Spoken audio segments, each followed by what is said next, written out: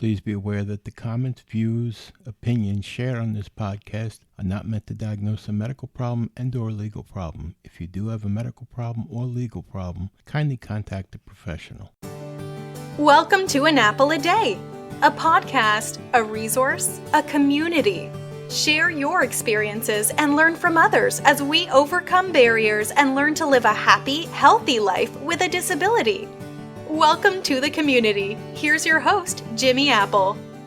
Welcome to another episode of An Apple a Day. I'm your host, Jimmy Apple. An Apple a Day is brought to you by www.famousapple.com. Famousapple.com is the home site for this podcast, and there you're going to find access to our social media pages. You're going to find access to our private message boards, our private chat rooms. You're going to find access to articles about the topics we discuss here. You're going to find a lot. I want to let you know, though, right now, the website, www.famousapple.com, is under construction. Everything is open and everything is still functioning. But in 2 weeks, we're going to have a grand reopening, and it's going to be bigger and better than ever. You're going to like it. And it's all being done for you, the listeners of the podcast. So, how you feeling this week, my friends? You feeling good? Feeling strong? Feeling better than you did yesterday, I hope? Excellent, excellent. I have to ask, 4th of July was only a couple of days ago.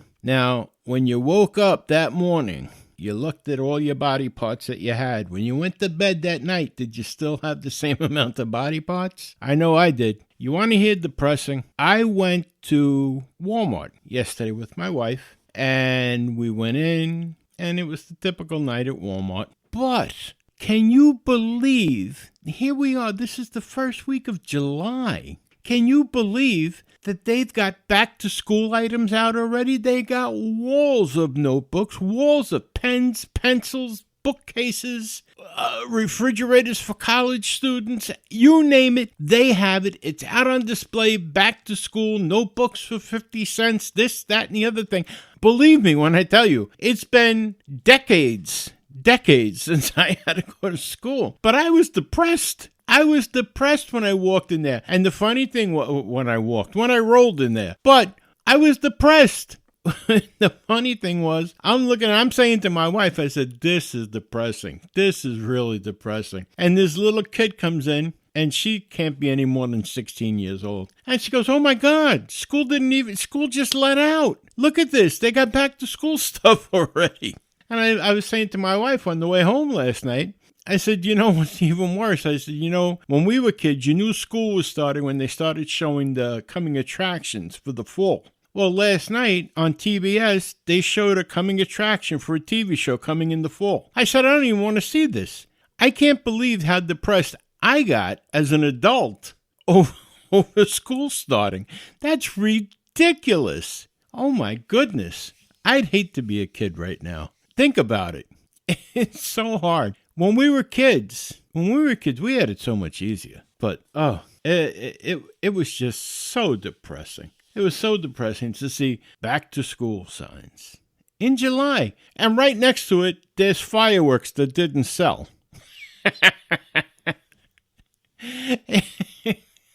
There's fireworks that didn't sell, and there's back to school supplies. And there's bathing suits over here, and there's barbecue supplies over there. Unbelievable. My head wanted to explode. But we're actually gonna talk about depression today. I got a couple of good points to bring out to you today. Some stuff from Medical News Today about depression and exercise being the best antidepressant. It also helps prevent heart disease. Plus, we got 15 good foods that help your blood pressure. And if you keep your blood pressure in check, that also prevents heart disease. So we'll get to that in a minute.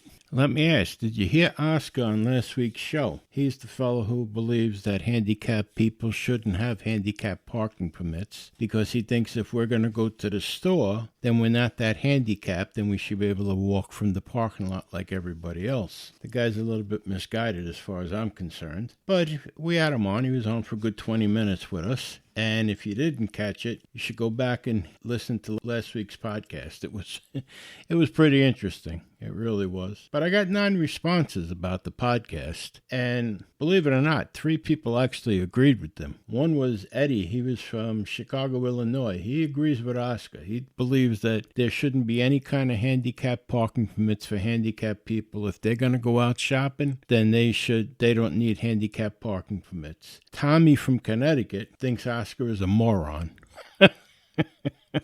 That was the whole email. Oscar is a moron. Carol from Detroit, Michigan. She says it doesn't matter because no one follows the laws anyway. So in other words, in Detroit, whether you have a handicap placard or not, anyone parks anywhere. Diane from Appleton, Wisconsin. Oscar is a disturbed child. Okay. Ronnie from Center City, Pennsylvania. He disagrees with Oscar. That was very nice. Bobby from Albany, New York. Oscar is correct. He agrees with Oscar. Tamara from Kansas City, Missouri wants to know if Oscar drinks. I guess he does.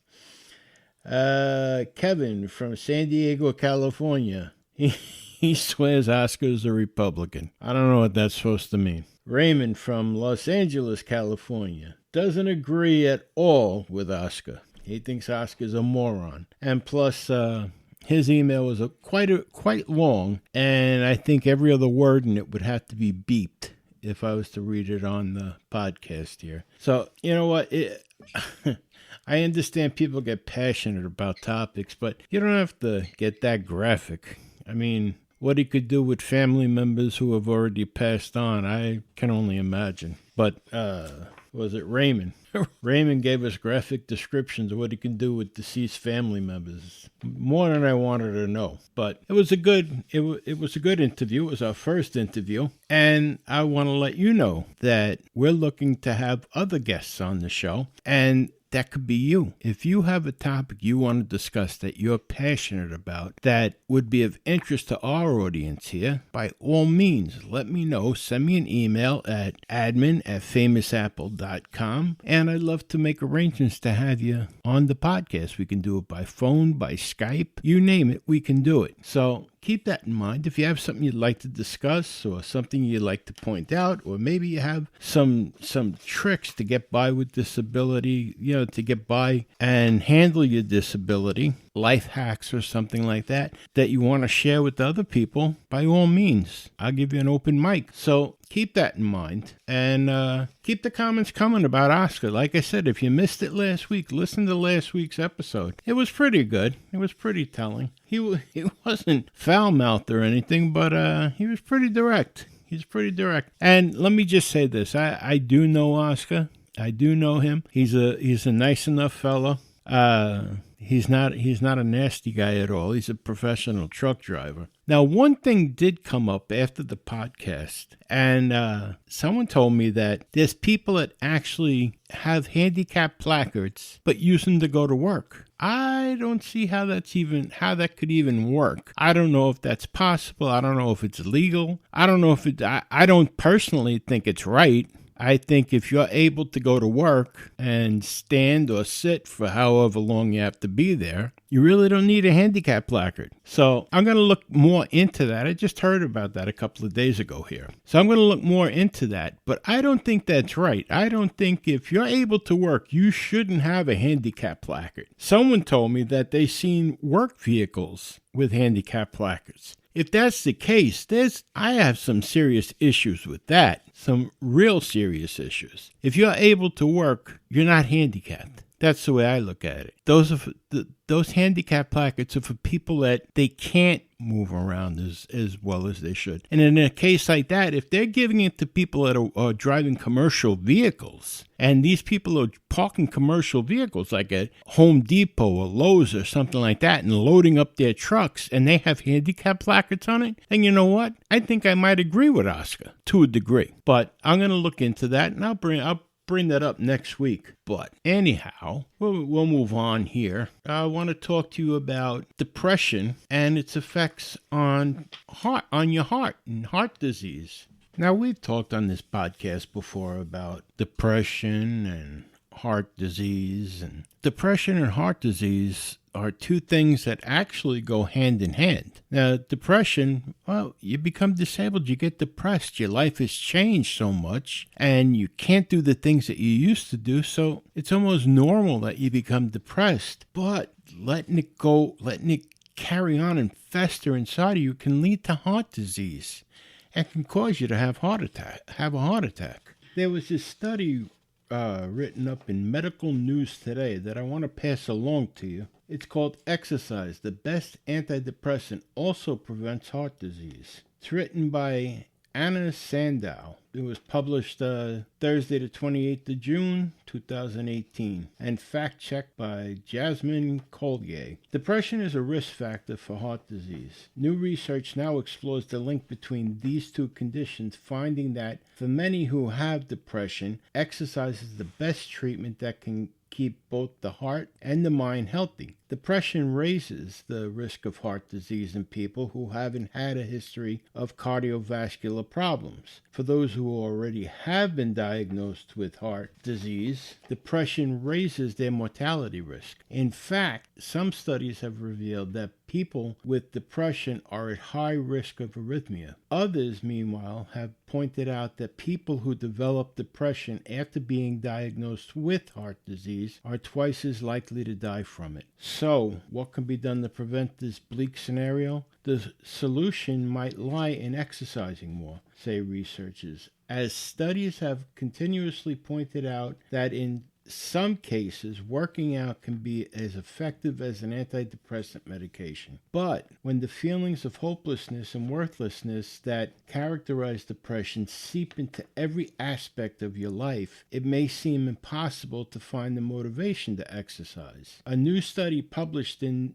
the Journal of Psychiatry shows that many ways in which depression negatively affects health and highlights the benefits of exercise for relieving depression and keeping the heart healthy. The co-author of this study, Dr. Trivedi, lays out some useful tips for overcoming the problem of finding drive to exercise when you're depressed. Dr. Willis and colleagues, the co-author of this paper, examined data on almost 18,000 participants whose cardiorespiratory health was measured when they were 50 years old on average. Using administrative data from participants' Medicare files, the researchers analyzed the correlations between their cardiorespiratory fitness at the age of 50 and the prevalence of depression and heart disease in later life. Overall, they revealed that the participants with high fitness levels in midlife had a 56% lower risk of dying from heart disease after receiving a diagnosis of depression. The scientists also found the correlation with other chronic conditions such as diabetes, obesity, and kidney disease. Such illnesses, the author points out, can affect the efficacy of the antidepressants. For these people, exercise may be the best treatment for depression. There is enough evidence to show that the effect of low fitness on depression and heart disease is real, said Dr. Trivedi, but further study is needed to establish the mechanism by which the effect happens. Regular exercise can be difficult, but it can be done. Dr. Trivedi cites studies that showed that people with depression can frequently do 3/4 of the amount of physical activity that they're recommended. Maintaining a healthy dose of exercise is difficult, but it can be done, he says. It just requires more effort and addressing unique barriers to regular exercise. So what are some of the ways in which one can address these barriers? Try dedicating the same amount of time to working out each day at the same time. Try not to get discouraged if you miss a few days. Instead, just resume exercise as soon as you're able to. Track your progress. Keep the workout activities varied and fun by trying something new every day. You can also charge a friend with the task of keeping you on track with getting your exercise in. The earlier you maintain fitness, the better chance of preventing depression, which in the long run will help lower the risk of heart disease, urges Dr. Trivedi. There is value to not starting a medication when it's not needed. Being active and getting psychotherapy are sometimes the best prescription, especially in younger patients who don't have severe depression. That's something to think about. But remember, like I always tell you, Get your doctor's approval before you do anything. Run this by your doctor before changing anything, before changing any kind of routine. Your doctor knows best. Like I said, you have to be proactive with your health. Your doctors, your nurses, your therapists, they're there for you to use to get your health back. All right? You have to go to them. Run all of this by them before you change anything around or try doing anything. Don't change anything without letting them know first. I mean, the doctor may be able to give you some kind of exercises you can do that's not going to exasperate your disability. Your therapist can give you exercises you can do. So work together as a team. You have to work together as a team with your doctor and your therapist. Just make sure you check with them before doing anything different. Okay? All right, look, we're going to take a quick break here. We'll be back in 30 seconds. A mere 30 seconds. A shake of a lamb's tail. I'll see you on the other side. An Apple a Day is brought to you by www.famousapple.com. FamousApple.com is the home site for this podcast. There you're going to find articles about the topics we discussed. You're going to find our connections to our Facebook page. And you're even going to find connections to our private chat board. So take a minute, go over, visit www.famousapple.com. But please wait till the end of this podcast. Don't run out on me now. Let's get back to the discussion. And we're back. That wasn't that long, 30 seconds. Out on this side, we're going to be talking about something else that affects your heart, and that's high blood pressure. It also can give you a stroke, can affect your kidneys. I have an article here from the Medical News today. It's called 15 Good Foods for High Blood Pressure. It's written by Jane Leonard, and it says, changing the diet significantly can reduce high blood pressure. Research has shown that certain foods can lower blood pressure both right away and in the long term. Also known as hypertension, high blood pressure affects 1 in 3 adults in the United States. Medications, dietary changes, and other lifestyle modifications can reduce high blood pressure while lowering the risk of associated conditions. Having high blood pressure increases a person's risk of heart disease, stroke, and kidney disease. In this article, we discuss the foods that can help reduce high blood pressure and provide scientific evidence. 15 foods that help lower blood pressure. Many researchers have found that certain foods can lower high blood pressure. We look at which foods work and how to incorporate them into a healthful diet. Blueberries, strawberries, they contain an antioxidant compound called anthocyanins, a type of flavonoid. Researchers conducted a large study with more than 34,000 people with hypertension. They found those with the highest intake of anthocyanins, mainly from blueberries and strawberries, had an 8% reduction in the risk of high blood pressure compared to those with low anthocyanin intake. Enjoy berries as a snack or as a sweet treat after meals, or add them to smoothies and oatmeal. Bananas contain plenty of potassium, a mineral that plays a vital role in managing hypertension. According to the American Heart Association, potassium reduces the effect of sodium and alleviates tension in the walls of the blood vessels. Adults should aim to consume 4,700 milligrams of potassium daily. Other potassium-rich foods include avocado, cantaloupe, and honeydew melon, halibut, mushrooms,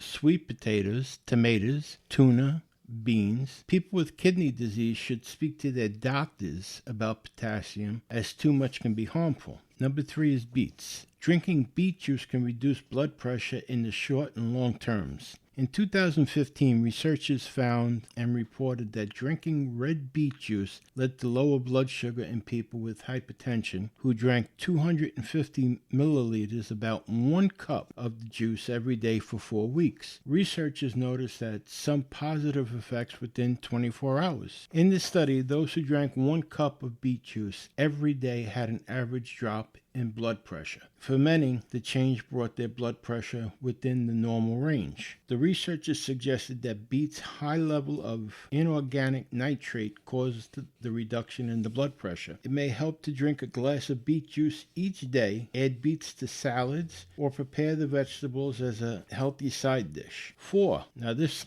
a lot of people are going to like. Dark chocolate. This sweet treat may lower blood pressure. A review of 15 trials suggests that cocoa-rich chocolate reduces blood pressure in people with hypertension or pre-hypertension. Choose high-quality chocolate that contains a minimum of 70% cocoa and consume a single square or a piece measuring about 1 ounce each day. 5. Kiwis. A daily serving of kiwi can reduce blood pressure in people with mildly elevated levels, according to results of one study. The researchers compared the effects of the apples and kiwis on people with slightly high blood pressure. They found eating 3 kiwis a day for 8 weeks resulted in more significant reduction in both systolic and diastolic blood pressure compared to with eating 1 apple a day. Hey, I don't like that. For the same period. The authors suspect that the bioactive substances in kiwis caused the reduction. Kiwis are also rich in vitamin C, which may significantly improve blood pressure readings in people who have consumed around 500 milligrams of the vitamin every day for about 8 weeks. Kiwis are also easy to add to lunches or to smoothies. Number 6. Watermelon contains an amino acid called citrulline, which may also manage high blood pressure. Citrulline helps the body produce nitric oxide, a gas that relaxes blood vessels and encourages flexibility in the arteries. These effects aid the flow of blood, which can lower blood pressure. In one study, adults with obesity and prehypertension or mild hypertension who took watermelon extract showed reduced blood pressure in the ankles and bronchial arteries. Brachial artery is the main artery in the upper arm. Researchers have also found that animals given a diet rich in watermelon had better heart health. In one study, mice who drank a solution containing watermelon juice had 50% less plaque in their arteries than the control group. The mice who drank the solution also had 50% less low-density lipoprotein cholesterol, which many describe as bad cholesterol, and they showed 30% less weight gain than the controlled animals. To boost watermelon intake and add fruit to salads and smoothies, or enjoy in a chilled watermelon soup. I've never had that. Oats. Oats contain a type of fiber called beta-glucan, which can reduce blood cholesterol levels. Beta-glucan may also lower blood pressure, according to some research. A review of 28 trials concluded that higher consumption of beta-glucan fiber may lower both systolic and diastolic blood pressure. Barley also contains this fiber. Start the day off with a bowl of oatmeal or use rolled oats instead of breadcrumbs to give texture to meat or veggie burgers. Leafy green vegetables. Leafy green vegetables are rich in nitrates, which help to manage blood pressure. Some researchers suggest that eating 1 to 2 servings of nitrate-rich vegetables every day can reduce hypertension for up to 24 hours. Examples of leafy greens include cabbage, collard greens, fennel, kale, lettuce, mustard greens, spinach, and Swiss chard. To consume a daily dose of green vegetables, stir spinach into curries and stews. Saute Swiss chard with garlic for a tasty side dish, or bake a batch of kale chips. Number 9, garlic. Garlic is a natural antibiotic and an antifungal food. Its main active ingredient is allicin. It's often responsible for associated health benefits. Some research suggests that garlic increases the body's production of nitric oxide, which helps the smooth muscles to relax and the blood vessels to dilate. These changes can reduce hypertension. One study reported that garlic extract reduced both systolic and diastolic blood pressure in hypertensive people. Garlic can enhance the flavor of many savory meals, including stir-fries, soups, omelets. Using garlic instead of salt can further promote the health of the heart. Fermented foods. Fermented foods are rich in probiotics, which are beneficial bacteria that play an important role in maintaining your gut health. Eating probiotics can have a modest effect on high blood pressure, according to a review of 9 studies. The researchers reported more enhanced effects when the study participants consumed a multiple species of probiotic bacteria, probiotics regularly for more than 8 weeks, and at least 100 billion colony-forming units a day. Fermented foods to add to the diet include natural yogurt, kimchi, kombucha, apple cider vinegar, miso, temper. Some people prefer the concentrated probiotic supplements every day. Lentils and other pulses. Lentils are a staple of many diets around the world, as they are an excellent source of vegetarian protein and fiber. In 2014, researchers who studied the effects of diet rich in pulses on rats reported decreased levels of blood pressure and cholesterol. A total of 30% of the rats' diet comprised pulses, including beans, peas, lentils, and chickpeas. Lentils are very versatile. Many people use them as a vegetarian alternative to minced beef or to add bulk to salads, stews, and soups. Natural yogurt. The American Heart Association has reported that yogurt may reduce the risk of high blood pressure in women. The researchers found that middle-aged women who consumed 5 or more servings of yogurt each week for 18 to 30 years showed 20% reduction in the risk of hypertension when compared to similarly aged women who rarely ate yogurt. The men in the study did not appear to have the same benefits, but the yogurt intake tended to be lower. It is important to note that the National Dairy Council in the U.S. funded this research. Now here's some foods to avoid. While some foods may relieve hypertension, others may cause substantial increases in blood pressure. People can prevent or reduce high blood pressure by avoiding the following. Salt. Sodium can significantly raise the blood pressure, according to the findings of a review in 2013. Caffeine. Caffeine in coffee, tea, cola, and energy drinks can cause short-term spikes in blood pressure. A review of 5 trials found that drinking up to 2 cups of strong coffee can increase both systolic and diastolic blood pressure for 3 hours after consumption. These findings do not suggest that coffee increases blood pressure or the risk of cardiovascular disease in the long term. Alcohol. Consuming moderate amounts of red wine may have some health benefits, but larger amounts of alcohol can cause dramatic increases in blood pressure. Heavy alcohol use can increase the risks of heart failure, stroke, cancer, and obesity. So there you have it.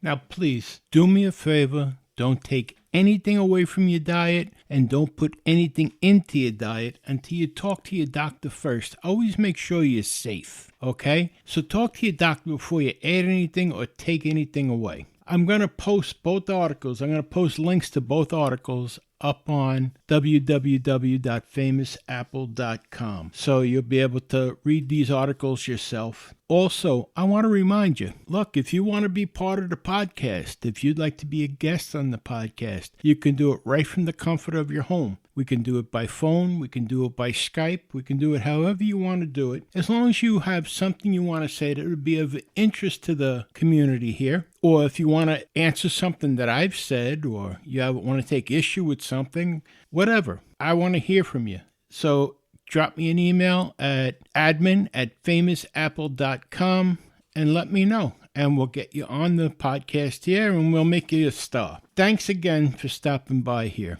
Now, I want to remind you one thing I always do. Remember, things can always be worse. Remember, there's people right now striving to get where you're at. So things can always be worse, my friend.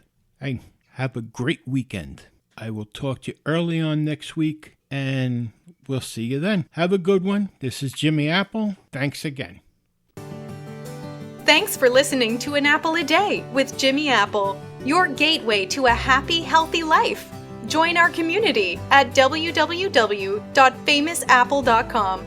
See you next time.